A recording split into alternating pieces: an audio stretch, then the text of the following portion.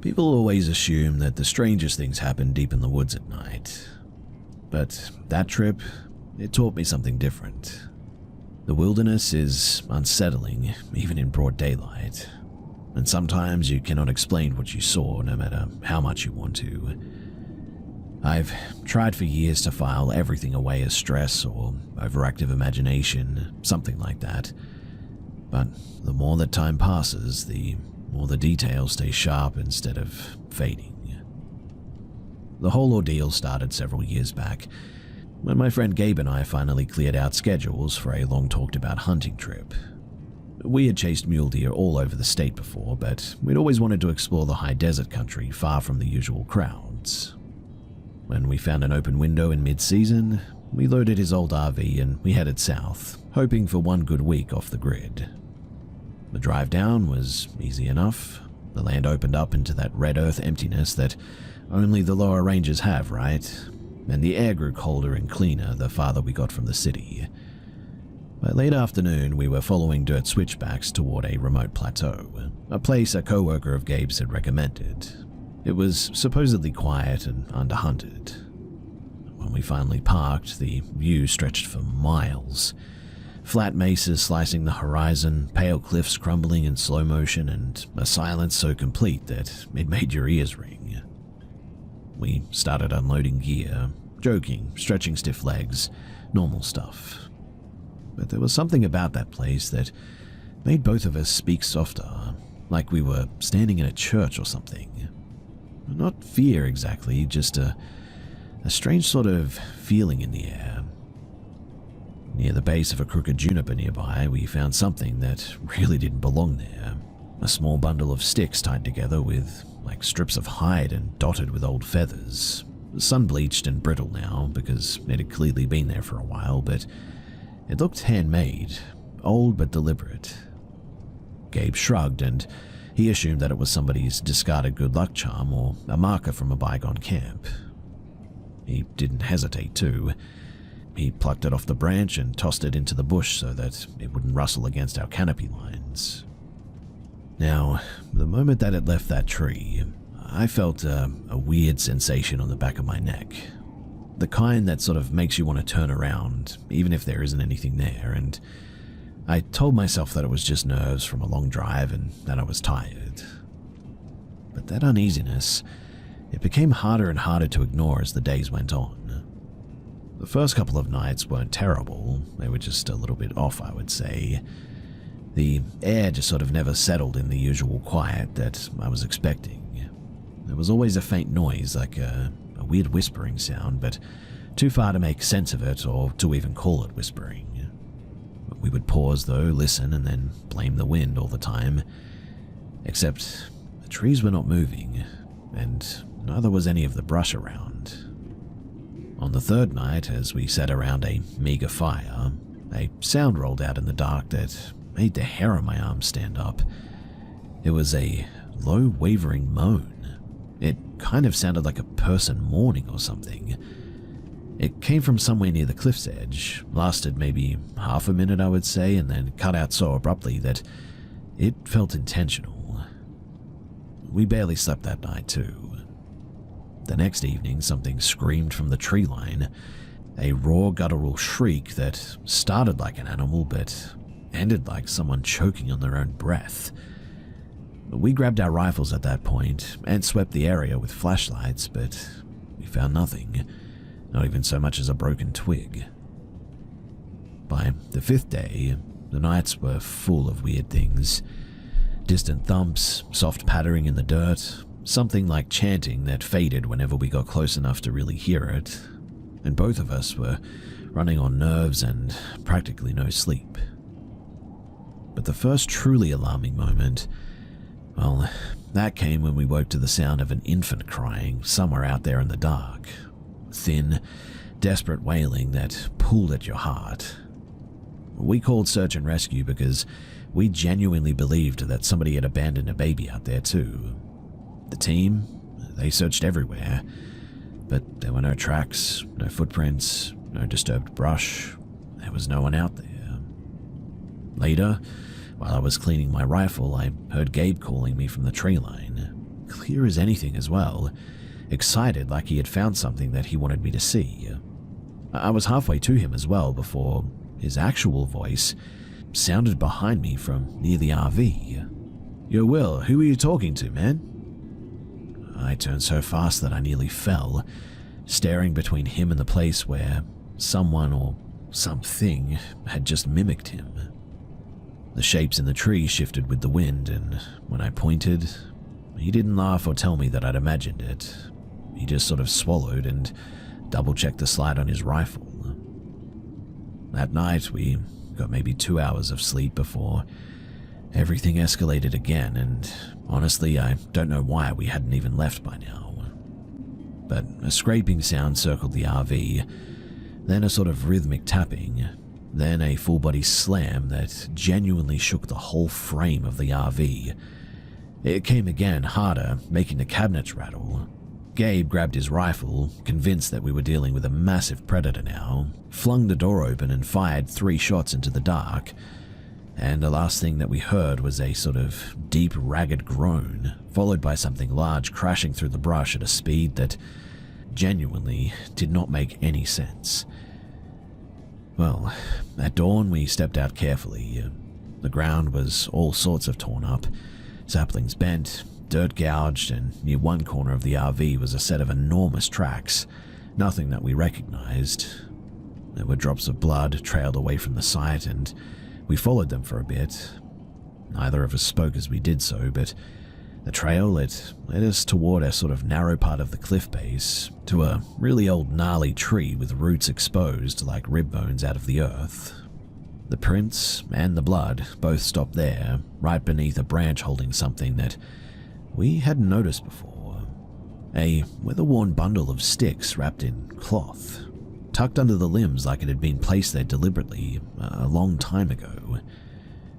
Gabe stood underneath it without realizing, tracing the prints and trying to make sense of them. I couldn't bring myself to step any closer to it. I just stared, feeling that same heavy feeling again from earlier, the one from the first day, only stronger now, as if the land itself was holding its breath. We didn't argue, though. We didn't theorize, and we didn't rationalize it either. We backed away, returned to camp, and we packed faster than I thought was even possible. During the drive home, neither of us said much. We kept turning to check the road behind us without really meaning to, and when we got back to Salt Lake, we didn't really make any promises about returning there either. We didn't even celebrate finishing the trip like we had planned to. People we've told this story to, they always ask if we think that it was an animal or a person messing with us or something like that, or if we were just overtired and maybe imagining things. I genuinely wish that I could accept any of those answers too. Life would be a whole lot easier if I could. But in this instance, I genuinely have no idea what any of that really was.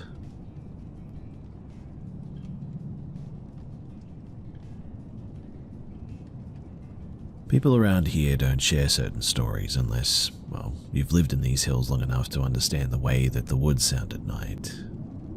Outsiders, they laugh or they call it superstition, but folks who grew up tucked between these ridgelines, they learn early on that not everything follows the rules of the living.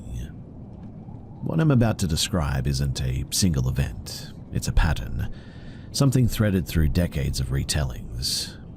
I only pieced it together slowly from older relatives who finally talked when they were certain that I was old enough not to scare easy.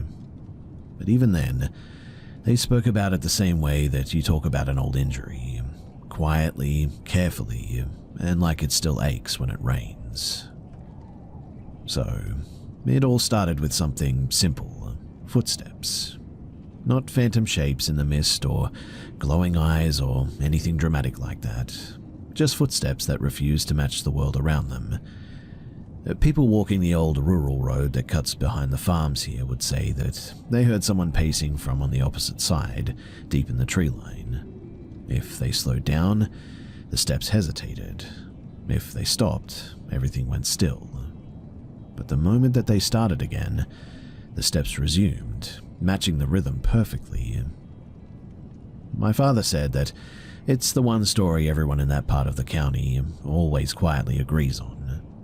No one ever claims to see anything. No figure, no animal, no hint of breath or movement, just the steady crunch of leaves shadowing your own stride as if something you cannot name refuses to fall behind. Locals came up with all sorts of explanations too. Restless spirits, lost wanderers, mountain folklore tied to older beliefs, but most simply called it the follower. They didn't mean it in a dramatic or demonic sense or anything. It was just something out there that didn't behave the way that it should have. My uncle's encounter, it's the one that people still bring up when the nights run late. He was out hunting one autumn well past midnight, carrying his old bolt action and running a small pack of seasonal hounds. These dogs, they had chased off coyotes, bobcats, even the occasional black bear. I mean, nothing rattled them. He said, though, that the forest felt wronged at the moment that he stepped off of the logging trail, way too still and almost expectant. The hounds, they froze, tails tucked, ears flat.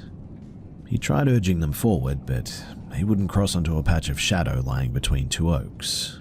They just whimpered there. Then he heard something, brush shifting rapidly, circling him in uneven bursts.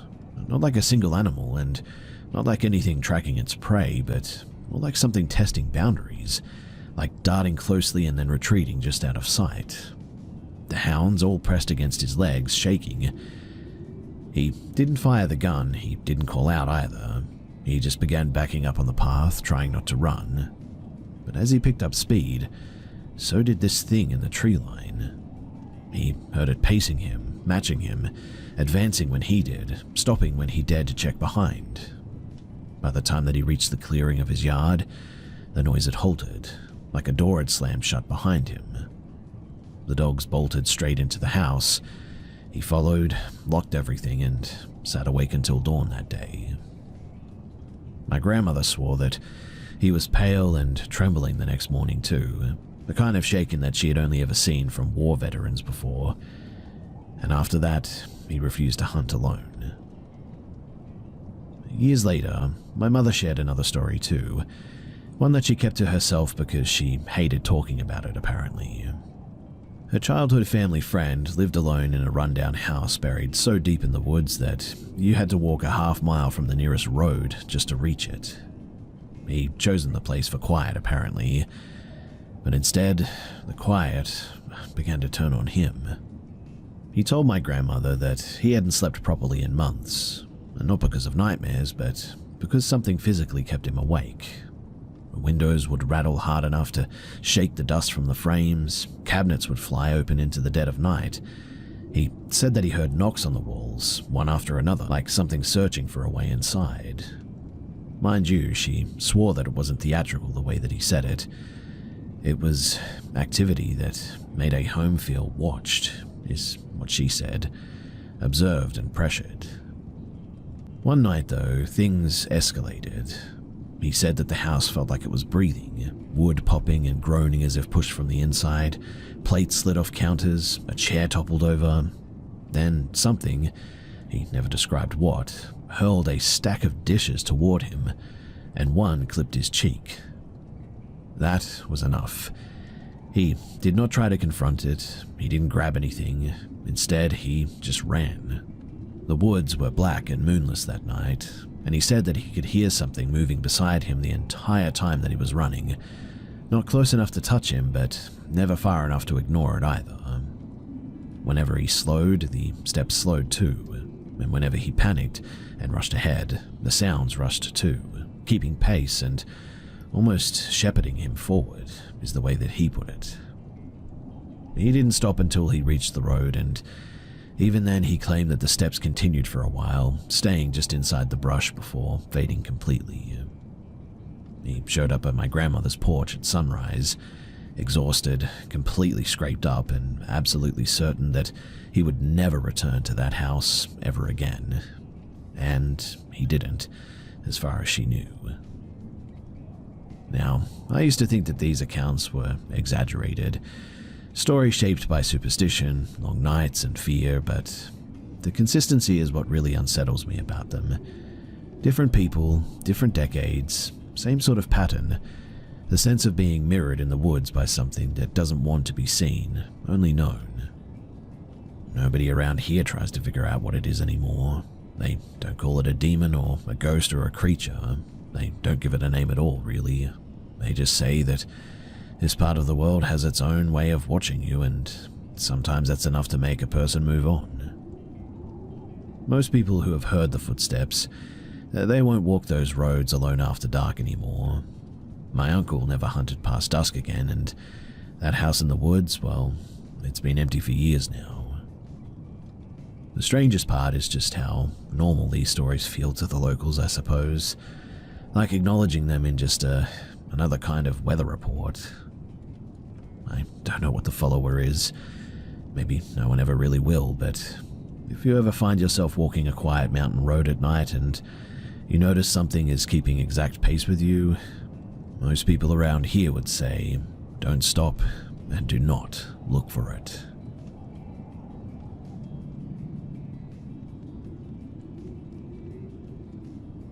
When I was a kid, there was a particular summer that always sat in the back of my mind like an unresolved question. I was about 11, staying at my cousin's family retreat near Lake Jindabyne in the Snowy Mountains.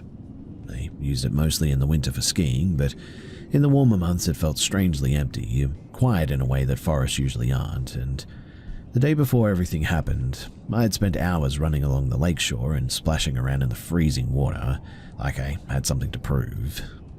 By evening, my legs were complete jelly, and I crashed early without even arguing for more time awake like I usually did. Sometime just before dawn, though, I snapped awake with a dry mouth and that sort of buzzing headache that you get when you're overheated. I checked around my room for the bottle of water that I usually kept near the bed, but I must have forgotten it. The house was dark and cold enough to feel like a different building as I stepped out into the hallway. My cousin's old kelpie, Myro, he trotted out from the bedroom as soon as he heard me moving. He was usually a quiet and pretty calm dog, always glued to whoever happened to be awake the earliest. I scratched his ears a little bit, switched on the light, and headed down toward the kitchen. Downstairs was basically one big sort of open layout. The staircase dropped into a wide living area, with a short hallway branching to the left that led to a broom closet, a small laundry, and a back door. The kitchen, that was tucked opposite that, separated only by a large archway. As I reached the middle of the staircase, Myro stopped, completely. His nails clicked once on the step, and then he locked his legs and stared hard into the dim hallway to the left. At first, I thought that he had heard something outside, but then he made a sound that I'd never heard him make before, a low rumbling sound that vibrated through his whole body. I paused halfway down and sort of followed his gaze, and there, standing just past the doorway of the laundry, was a figure.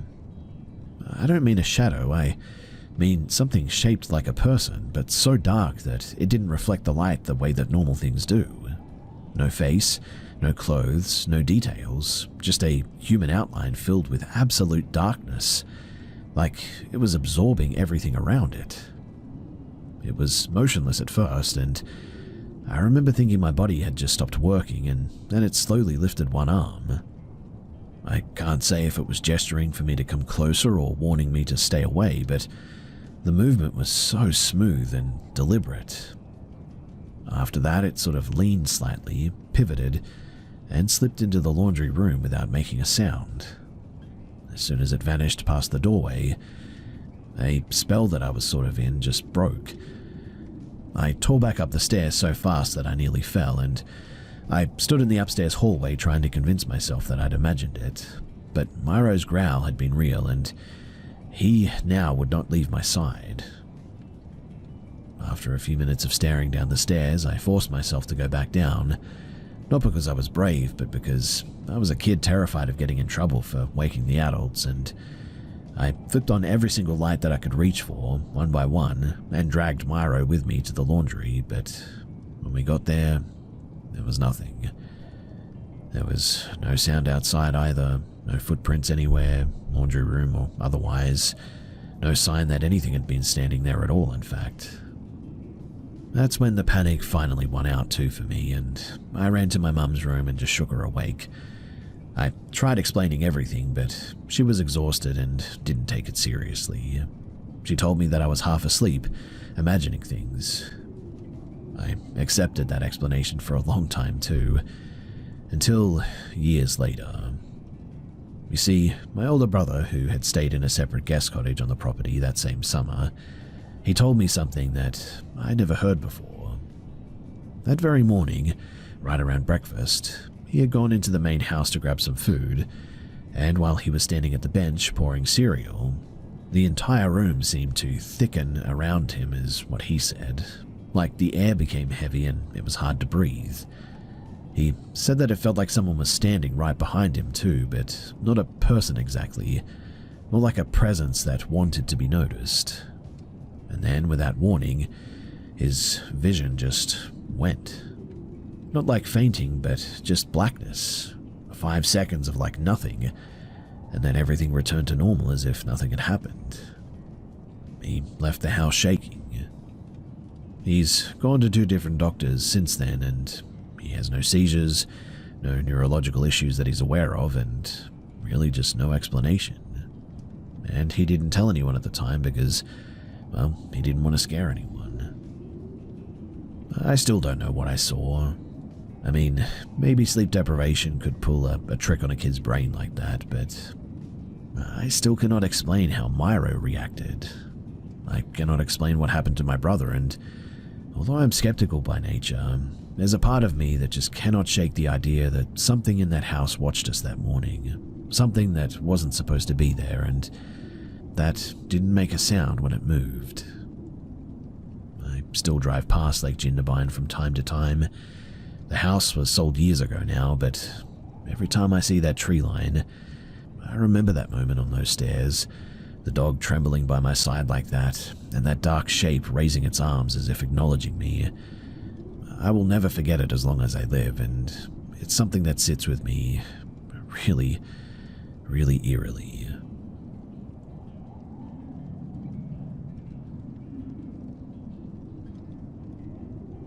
I never thought that it would happen to me. I always assumed that things like this happened to other people, the ones that you read about in the news, not someone sitting alone in their own home. But it did. It started small. At first, I thought it was just me being paranoid. A shadow at the edge of my yard, a knock at my door when no one should have been there, footsteps in the snow outside when I was sure that I'd locked everything tight. I told myself that it was nothing, just someone walking by, just the wind. Then I started seeing him. One night, around 2 a.m., I was brushing my teeth when I noticed a shape moving past the living room window, tall, thin, just standing there and staring. My heart stopped when I saw them. I froze, and then he vanished into the darkness of the trees behind the house. After that, I couldn't shake the feeling that I was being watched all the time too. I started double-checking all the locks, installing extra lights, even sleeping with my phone in my hand. But nothing really seemed to help me. A few weeks later, it escalated too. I was in the kitchen, making a sandwich or something, when I heard the unmistakable sound of someone walking on the carpet upstairs. My house is pretty small, and those footsteps should not have been there. Again, I froze, my stomach dropped, and whoever it was now inside of my house. I quickly grabbed the nearest object, a frying pan, and crept to the stairs. I saw him, a man standing at the top of the stairs, wild eyes, clothes dirtied as if he'd been hiding outside for weeks, and in his hand was a knife. I don't know how I found the courage, but I bolted. I ran downstairs, screaming and fumbling with the front door lock. I could hear him behind me, moving faster than I thought humanly possible. My heart was hammering and my hands were shaking so badly that I could barely turn the deadbolt when I got there. I threw the door open and ran into the street shouting for help. I didn't look back, but I could hear him crash through the door behind me. So I ran to the neighbor's house, pounding on their door until they let me in. The police, they arrived within minutes and they found him inside, cornered in the kitchen, still holding that knife. Later, one of the officers told me that he was a previously convicted offender with a history of assaults and stalking, recently released from prison apparently. He had been hiding in the woods behind my house, watching me for weeks, waiting for the right moment. I went back home weeks later after staying with my parents for a little while, and the place has just never felt the same.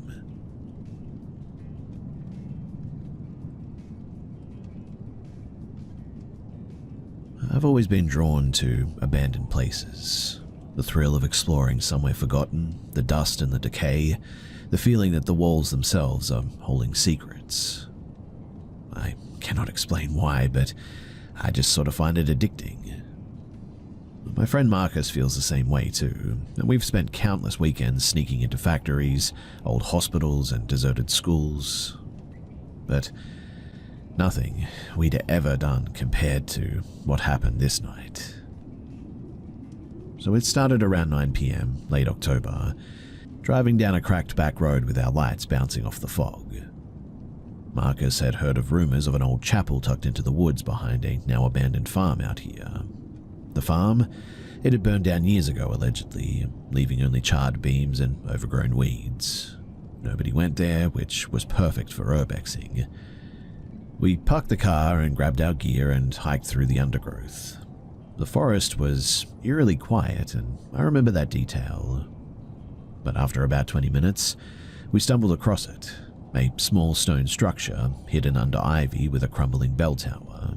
The door was hung off of its hinges. "This place is insane," Marcus whispered. "Looks untouched for decades." Inside, the chapel smelled of mold and smoke, the floor littered with broken pews and shattered glass. At first, it was just the usual abandoned vibe. But then we found the altar. It wasn't a typical religious altar by any means. It was a rough stone slab, blackened at the edges, surrounded by symbols etched into the floor and the walls, shapes that I didn't like the look of. Candles were half melted and caked with dust. They were also arranged in a strange circle, and around them were remnants of what looked like dried herbs, feathers, and bones. "What the hell is this?" I breathed. Marcus knelt, brushing away a layer of dirt. I think it's maybe a ritual site or something. Maybe a cult's been here. Look at these marks. They're fresh, or fresh-ish, not decades old. I swallowed hard. Something about that moment felt wrong. The hairs on my neck stood up, and then I heard something. It sounded like somebody walking around outside, just beyond the shattered windows. "Probably hunters, right?" Marcus said nervously. But I knew that it wasn't. The footsteps were deliberate, and there were way too many at once to be just one person. And then a low synchronized chant echoed throughout the trees all of a sudden. I grabbed Marcus and whispered under my breath, "We need to go now." We backed out slowly, trying not to make a noise, but as soon as we hit the clearing, I saw them, figures in dark hooded robes, holding what looked like knives that were glinting in flashlight beams. There were at least 6 of them, moving silently yet with purpose. "Run," I said, and we bolted into the woods. Branches whipped our faces, roots snagged our feet, but we didn't stop. Behind us, we could hear voices mingled with footsteps and the occasional hiss. My lungs were literally burning as I was running, adrenaline pumping harder than anything that I'd ever felt. But we darted over a fallen log, splashed through a shallow creek, and finally hit the old farm road. I didn't look back, but I couldn't hear the distant pounding of boots in the undergrowth for a long time after that. We didn't stop running until the fog swallowed the forest behind us, and we swore that we would never come back here ever again. Marcus and I still talk about it sometimes, but we never really share details with anyone else. And some things we've now realized, just aren't meant to be explored.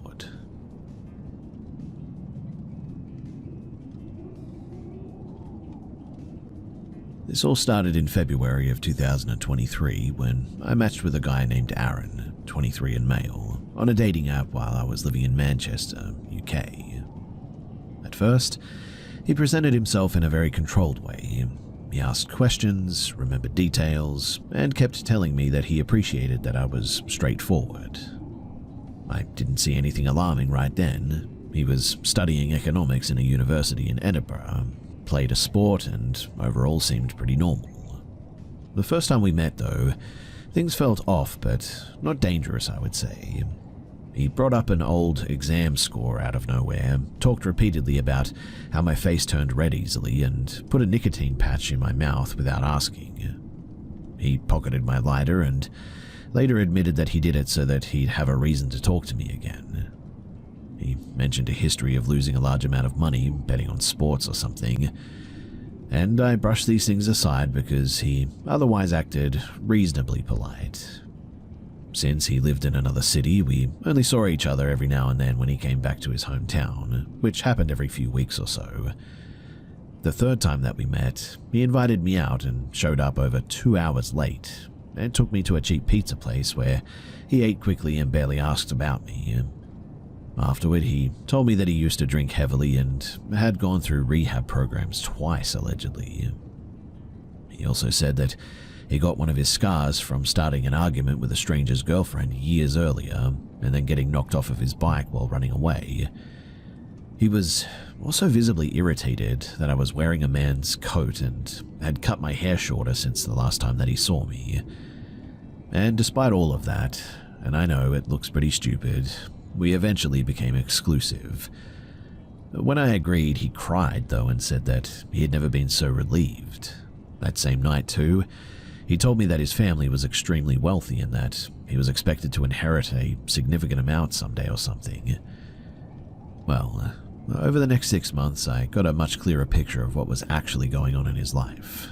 He had access to a lot of money, but had no understanding of budgeting. He would buy last-minute train tickets for hundreds of pounds, take taxis everywhere, and spend through his parents' accounts as if nothing had a cost. His family, they paid him high hourly wages to do simple tasks, yet he was always out of money somehow. His mother bought him designer clothing that he never used, and he treated it like it was all disposable. As a boyfriend, he was completely unreliable and demanding. He frequently hid his interactions with other women as well, and he reacted very poorly to being told no.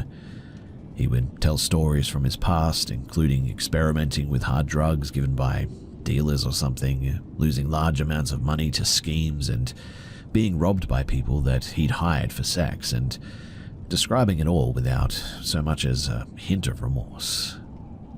About 3 months into the relationship, he started gambling again too. That's when I understood the scales of his issues, and he spent every possible hour at casinos. He stayed out all night, sometimes 12 hours straight, or skipped work obligations to gamble during the day. He lost significant amounts of money without anyone in his family realizing. He kept implying that he knew my card PIN as well and how much I had in my account. And because he owed money to people that I didn't know, I changed all my login information to be safe. Well, 2 months after that, his father's drinking escalated and the father ended up in a rehabilitation program himself. Aaron began drinking again shortly after, and within 2 weeks he broke up with me and then immediately slept with another woman. I only learned this later when he accidentally showed me a photo that he'd taken with her the same day that he had ended things. By the end of his relapse, he was intoxicated constantly and would call me just to insult me or to try to intimidate me. His family didn't know that he had started drinking again, mind you, so I ended up informing his sister.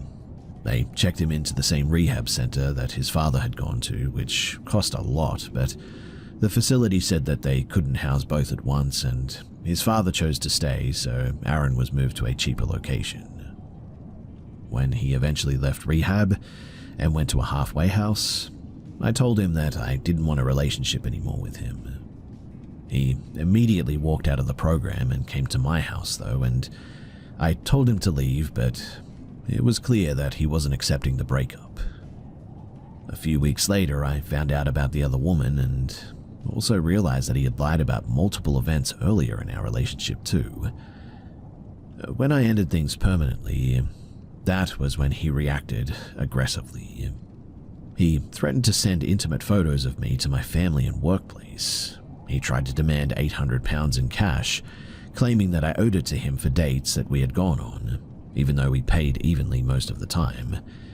He threatened to file police reports if I didn't pay him. Then he told me that he could have me involuntarily committed under a law that turned out to not apply in the UK at all. And when I blocked him everywhere, he contacted me through my Spotify account and threatened me over an event that he wanted me to attend with him. He also suggested that he had placed a recording device in my room and implied that he had given me an STI.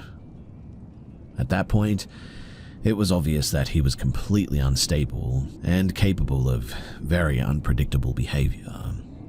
So I cut contact entirely. Looking back, I know that I should have left much earlier, but I'm very glad that I did leave when I did. There were enough warning signs in the first month to justify just walking away, but stupidly I didn't, and the situation escalated in ways that, genuinely, while I probably should have seen it, didn't expect it. There are many other things that he did that I haven't included here, such as suing his university for failing courses that he never submitted work for, his fixation on his younger brother's body, and dealing with his ex-girlfriend who harassed me throughout the relationship all the time. But I'm just relieved that it's over, and the only value that it has now is as a bit of a reminder of what happens when you ignore early indicators that somebody is clearly not stable.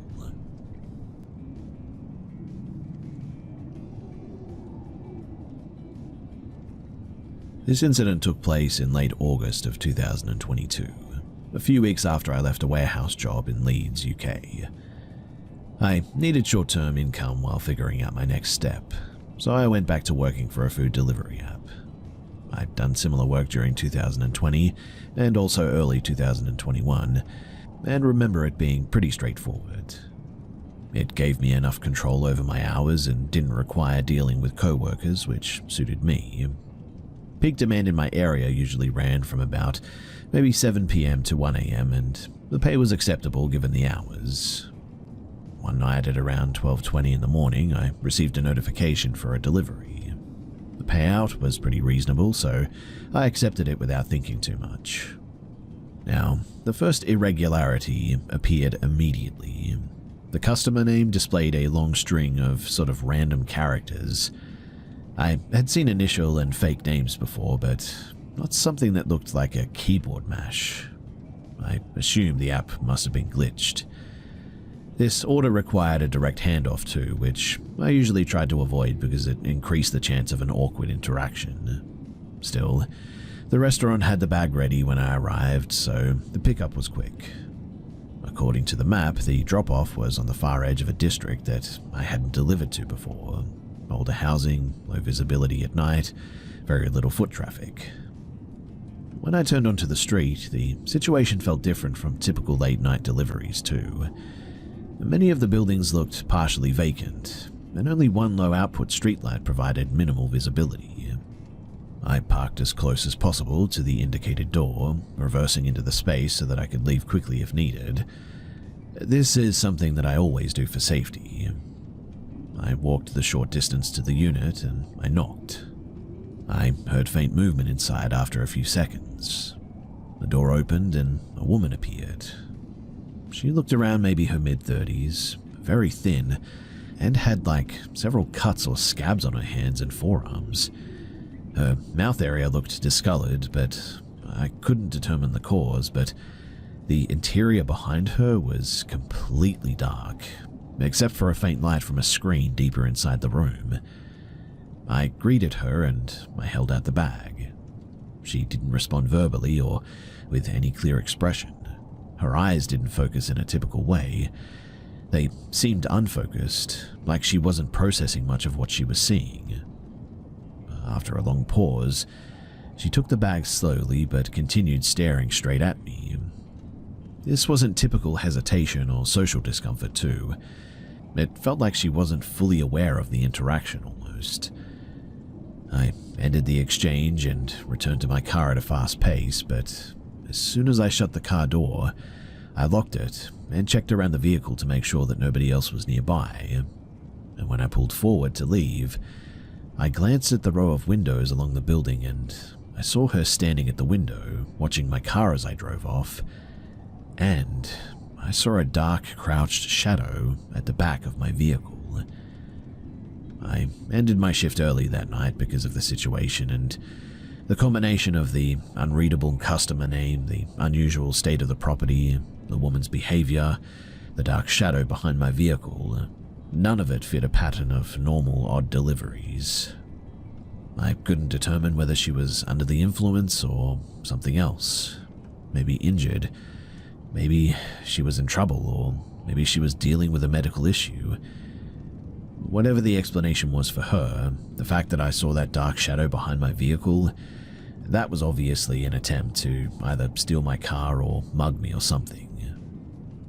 For anyone considering doing app-based delivery work, the income can be helpful, but there are unpredictable situations that you need to be aware of and be careful of. Most, thankfully, are pretty harmless, but occasionally you encounter something like this, something that feels significantly outside the normal boundaries. And unfortunately, for me, this was one of those nights.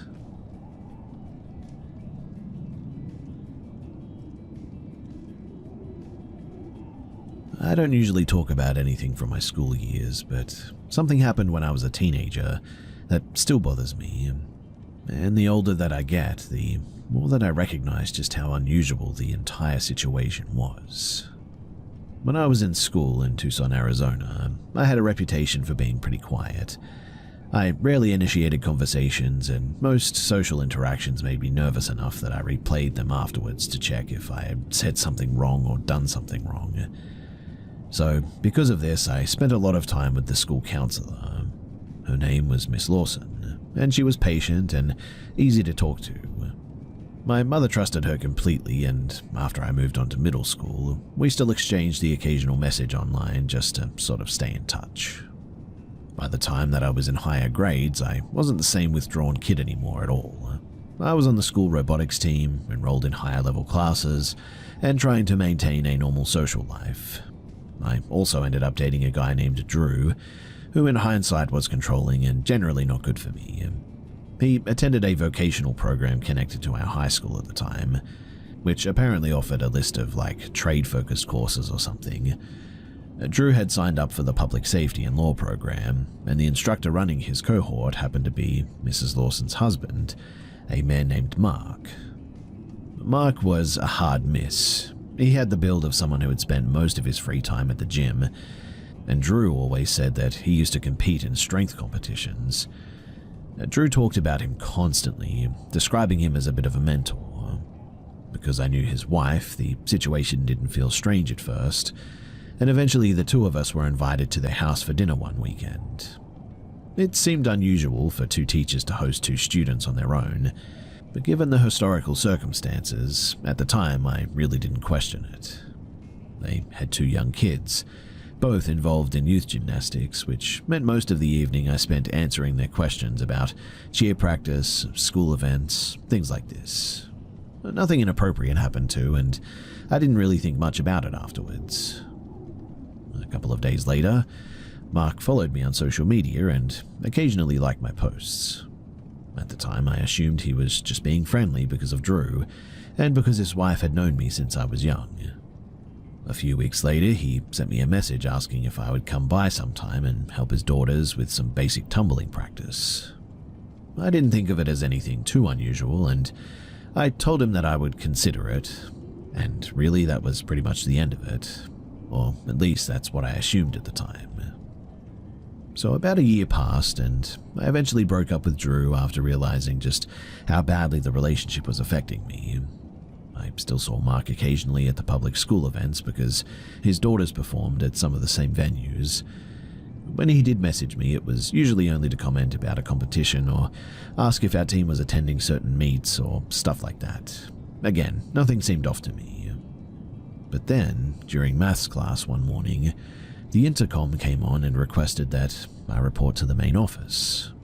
I had never been called down there before, so as soon as I grabbed my bag, my phone began vibrating with messages from my stepfather, all referencing photographs that I did not recognize.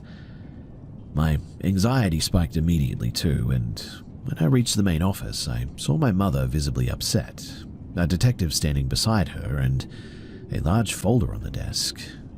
The detective explained that during a separate investigation involving Mark, they had seized his phone, and inside they found a large collection of photos of me. The folder on the desk was filled with printed copies. I didn't open it, and no one forced me to. I didn't want to see anything inside of it, to be honest. But from what little I was told, the images were collected over a long period of time. Some were taken from my social media account, others weren't, but the detective didn't explain every detail, only that the evidence was substantial enough that the school board had removed him from the position immediately. I wasn't contacted again after that day, and no one from the school brought it up to me afterwards either, which I was grateful for. The entire event, though, it still feels very disconnected from the rest of my life, like something that happened to somebody else and not me. Obviously, I never visited his home again, and I definitely never responded to any more messages from him. Mind you, I don't think he ever actually tried to contact me ever again. But yeah, I'm grateful that our paths never crossed again either, and I'm glad that the situation ended there before, well, anything worse happened.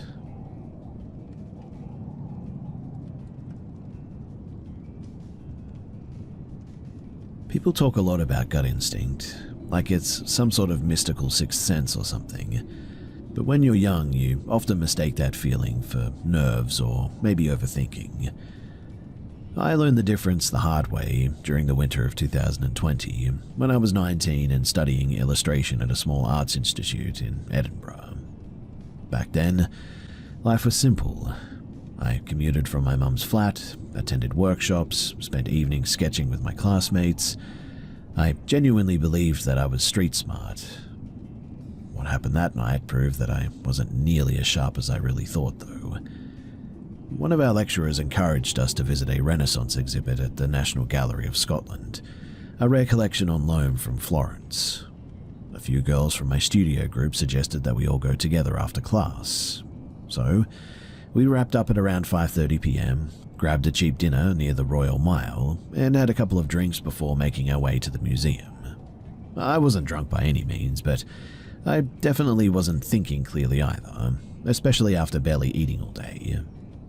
The exhibition was incredible though, and we spent a couple of hours sketching figures and discussing brushwork like proper art nerds do. By the time that we left, the city was fully dark now, and everyone peeled off toward their own bus or tram. I personally headed for the train that would take me out to Livingston, where I was living with my mum at the time. Only when I sat down on the carriage did I notice that my phone battery was circling the drain at about 14% now. My emergency power bank was useless without a cable as well, a cable that I now remembered leaving plugged in to one of the classroom outlets earlier that morning. I asked our class group chat if anyone was still at the school and to check for it, and after a few minutes someone sent a picture confirming that they had found it and would bring it to me the next day. That solved the missing charger problem, but not the more immediate one. Waking up for my now 8 a.m. studio critique with a dead phone and no alarm. Everyone else in the house slept like a rock, and no one was going to accidentally wake up as well. So I sighed, trying to come up with a bit of a plan, and finally turned to the man sitting in the seat beside me. He looked to be in his maybe mid-30s, tall and broad-shouldered, with a neatly trimmed beard and a backpack decorated with bright cartoon fruit patterns. I asked if he had a charging cable that I could borrow until one of us got off. and unfortunately he told me that he didn't, then suggested checking the kiosk at the next station. When we rolled in, the metal shutters were already down, unfortunately, so he leaned towards me slightly and said, almost casually, "I've got one at my flat. It's right next to the stop where I'm getting off." I really should have declined. I know that. I should have changed seats. I mean, heck, even changed carriages. But I was tired, a little bit tipsy and frustrated. So instead of thinking it through, I mumbled, "Yeah, all right." In my head, the plan was quick and simple. He hands me the cable at his door, I charge my phone with my power bank while waiting outside, then hand it back and I leave. Even that idea didn't make much sense, but I clung to it anyway because the alternative was admitting that this was a really bad idea. When the train reached the stop, I followed him out into the winter night. The cold, it slapped me hard enough to jolt a little bit of clarity into my brain, but not enough to overcome the weird autopilot that I'd fallen into now. The street was quiet, the station nearly empty. Without hesitation, he said, "Come on," and headed toward the nearby tram station. My chest tightened a bit, and every part of me was now whispering to turn around, go home, and that something was wrong.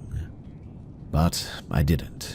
I trailed behind him like I'd rehearsed the route. We caught a tram that carried us into a residential area then, that I'd never been on or even seen before. As the city lights thinned, the tight feeling in my ribs grew heavier. He talked the entire ride. Small talk. Nothing significant, but I barely heard a word. I kept thinking, you can leave at the next stop, just stand up and walk off. But the second that the doors opened, my legs just refused to cooperate. We eventually got off a quiet stop, surrounded by tall apartment blocks. He led the way through a narrow path lined with wet hedges, then stopped at the entrance gate of a large complex. He tapped a fob against the reader, the metal gate buzzed, and he slipped inside. I stayed planted on the pavement outside, frozen, wondering how in the world I'd let myself get this far. He glanced back, looking confused. "What are you waiting for? Just come in." Every logical thought told me to not move. Yet, I stepped forward. The path inside stretched much further than I expected. A long courtyard with dim lamps, barely lighting the way toward a cluster of buildings. His building was the one farthest from the gate. No neighbors in sight, no noise, except the wind and his footsteps now. You could scream, I thought, but who would hear you here? We climbed to the second floor. He unlocked his door, walked in, and held it open for me. I stood at the threshold, fighting a rising wave of panic now. He didn't look impatient or threatening, just expectant, like this was the most ordinary situation in the world. I walked in. The flat was cramped, cluttered, and smelled faintly of stale takeaway food. The bed took up half the space, clothes were piled everywhere, and the kitchenette in the corner looked like it hadn't been cleaned in days. He handed me the cable that he pulled out of a drawer, then vanished into the bathroom. My phone was now at 7%. The cable also barely worked. I had to hold it at a very specific angle just to get a slow charge. And that was when my heart dropped fully into my stomach. I mean, I was in a stranger's flat, and no one knew that I was even with anyone. He came back and sat right beside me on the bed, cutting off the only path to the exit now. I kept my jacket and pack on, and I told him that I'd only stay for a moment. He smiled and said that I could crash here if I wanted. I declined immediately.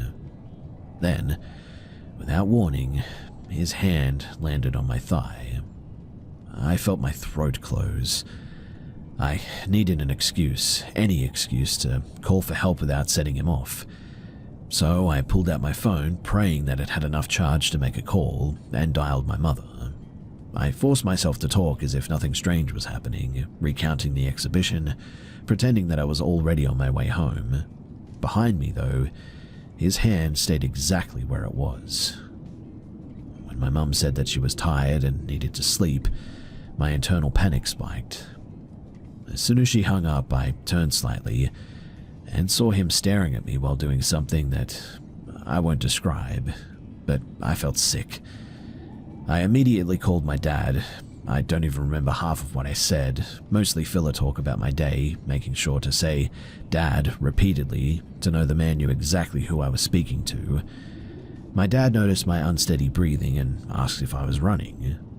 I lied and said that I was hurrying for the train, and then I used that lie to stand up.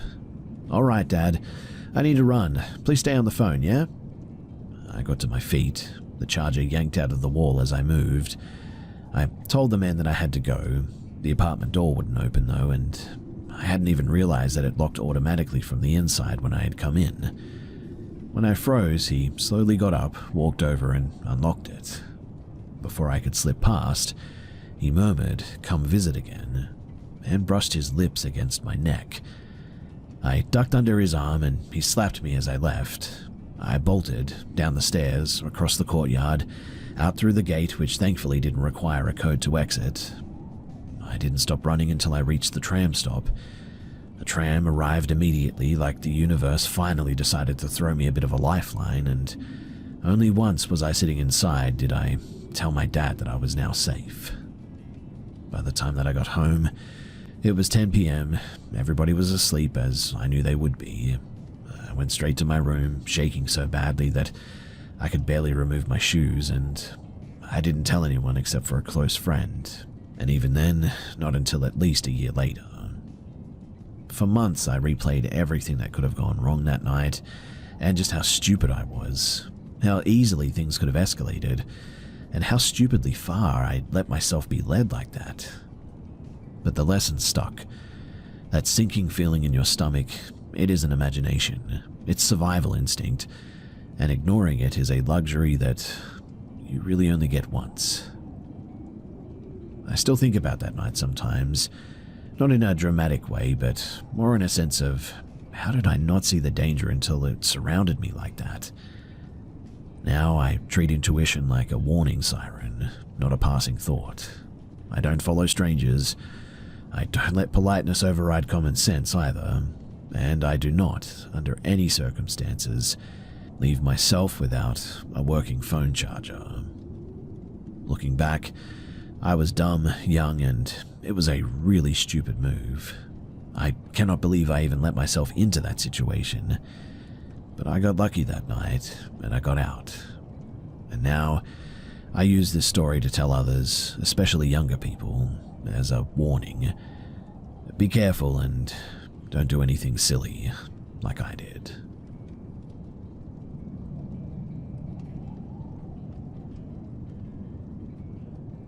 Nothing about that day should have stood out. It was warm, a little bit muggy, the kind of weather where everything still feels slightly out of focus, but I remember every detail like it was carved into glass. Classes had wrapped up the week before, and with the break coming up, I'd been trying to reconnect with people that I hadn't seen in months now. One of them was Liam, someone that I'd grown up with in Newcastle, Australia.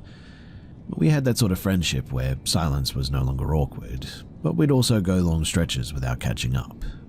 We'd usually follow a simple ritual when we did meet: grab something small to eat, sit near the wharf, talk about whatever had happened since we had last spoke, and then walk around until the city lights started flickering on. Every time it felt easy and familiar.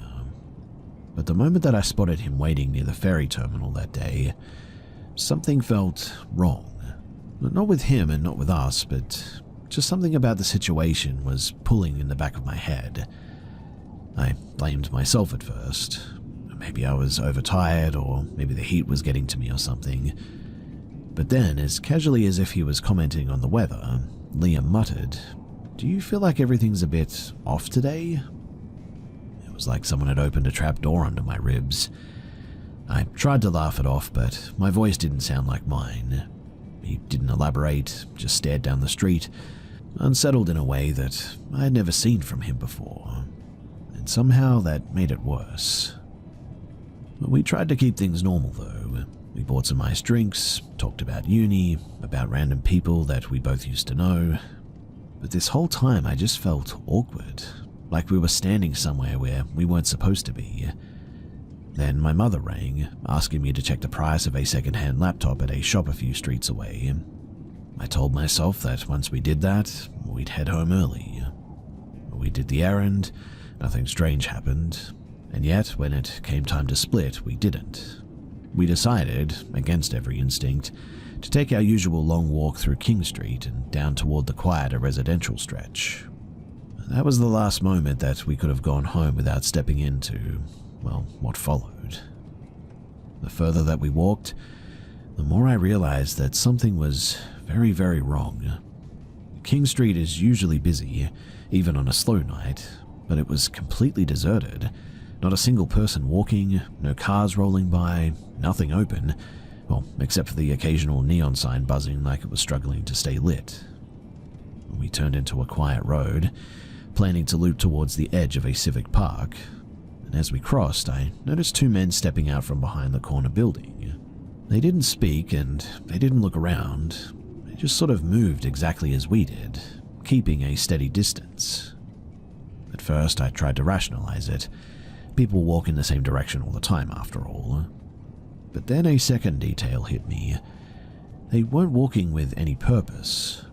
There was no phone, no conversation, no gestures, just sweeping behind us like shadows trying to keep in time. As the road sloped downward toward the park, I nudged Liam and quietly said, "Don't turn around suddenly, but I think that those guys are following us." He did look, though, way too quickly. "Let's cross," he whispered. "If they follow, then we'll know." So we crossed, and they did too. Except when they stepped onto our side of the street, their posture changed.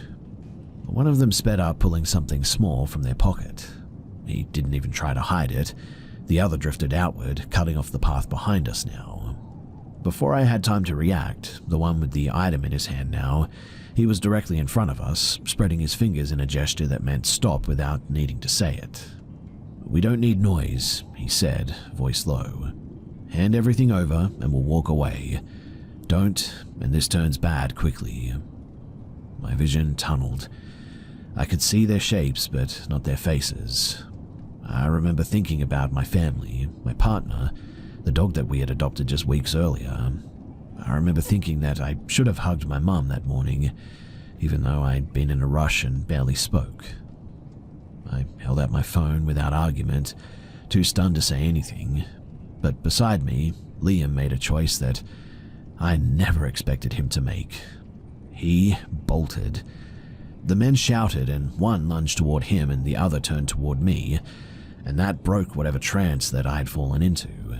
Hearing Liam yell "run" was like someone hitting a switch inside my skull. So I ran.